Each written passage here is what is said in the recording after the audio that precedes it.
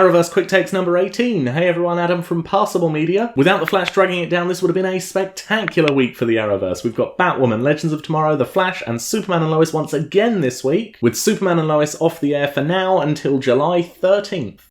Batwoman Season 2 Episode 17, Kane, Kate. Sometimes I don't give Batwoman the credit it deserves, but when all of the media surrounding the episode implies that Kate would be taking her mantle back, and the episode proceeds to do just that, but then reveal that Kate is still Cersei, well, that's just darn brilliant. Alice killing Sapphire, honestly, in much the same vein, though despite shouting, "Stab her!" at the screen the whole scene, I didn't think she'd actually do it. Shame it was with the magic dagger, so she'll definitely be back. I'm liking that the Bat family is basically back to square one against an enemy that knows their identities, has all of their tech, and is essentially in charge of the city. This is a wonderful setup for the finale, and I'm really looking forward to Luke suiting up as Batwing next week, although I have to admit I'm sad we haven't seen anything more of Stephanie Brown since her episode, because spoiler would be an obvious addition to the team. Oh, and Ryan's there too. Ha! I'm now even more surprised they didn't keep a clipping of the Desert Rose, because since the Batcave got raided this episode, they could have played it smart and still not had it in the near future.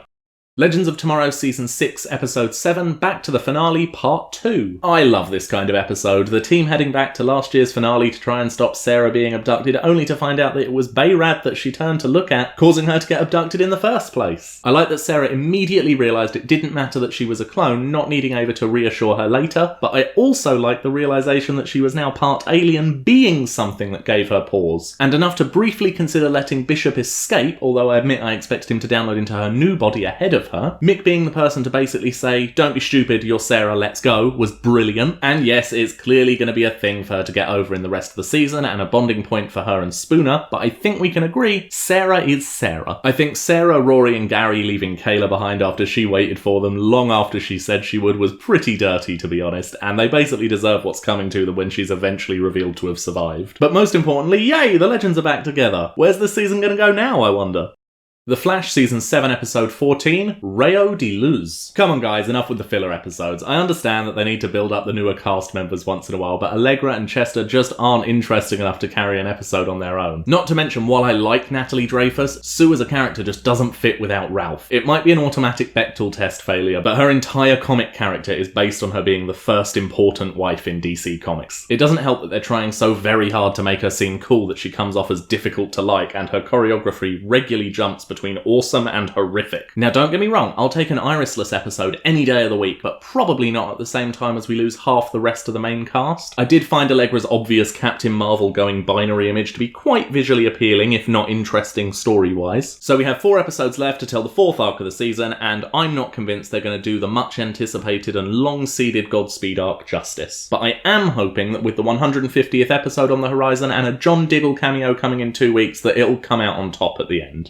Superman and Lois Season 1, Episode 11, a brief reminiscence in between cataclysmic events. This show, man. The revisit of Clark's largely untold Arrowverse history was magnificent, in particular more screen time for his original suit and the beginnings of his relationship with Lois. I do have a slight niggle in that we established earlier this very season that Lois was pregnant with Natalie prior to the boys, so I was surprised that they acted as though this was their first supposedly impossible pregnancy 3 episodes later. That being said, I loved the slow reveal that something was wrong with the memories in that they kept on playing when Clark didn't do what he was meant to do, and the utter terror on his face when he realised that Morgan knew everything. The differences between Morgan and Clark, right down to their father's attitudes and the places they chose for their fortresses, are plain to see in this one, and they could not be any more different. I was super thrilled for Jordan finally making things official with Sarah, and then immediately horrified that he stood zero chance in that brief heat vision battle with Edge. I'm not sure if we just have John Diggle next time, or if we're double Johnning it with John Henry returning the episode after he's called as well, and equally I don't know if Superman is turned per se, or if he's currently housing the souls in the Eradicator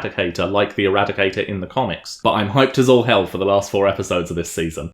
Like I said in the opening, without the Flash and its continued filler, this would have been the best Arrowverse week in a long old time. We're down to just the Flash, thankfully starting the actual story arc at last, Legends of Tomorrow and Batwoman next week. With Superman off the air for 2 weeks until July 13th, Stargirl Season 2 premiering on August 10th, and Supergirl returning for the second half of its final season on August 24th. We also got confirmation for when the next seasons will premiere as well, and it's a bit of a later start than usual, but still a much shorter break than we're used to. Legends of Tomorrow and Batwoman will be starting up on October 13th, 15th, and The Flash on November 16th, with Superman and Lois confirmed to be premiering during the mid-season. This means that even if there are no breaks in Supergirl's remaining episodes for any reason, Supergirl will still be running when Batwoman and Legends of Tomorrow return, and there'll only be a break of 1 week between Supergirl ending and The Flash Season 8 starting up. This adds no small amount of credence to the idea that we'll be seeing Supergirl during the Flash 5-episode crossover arc at the end of the year. Whoops, that was a longer outro than usual. Thank you very much for watching. I've been Adam from Passable Media. Please like, comment, share and subscribe, and I'll see you again soon.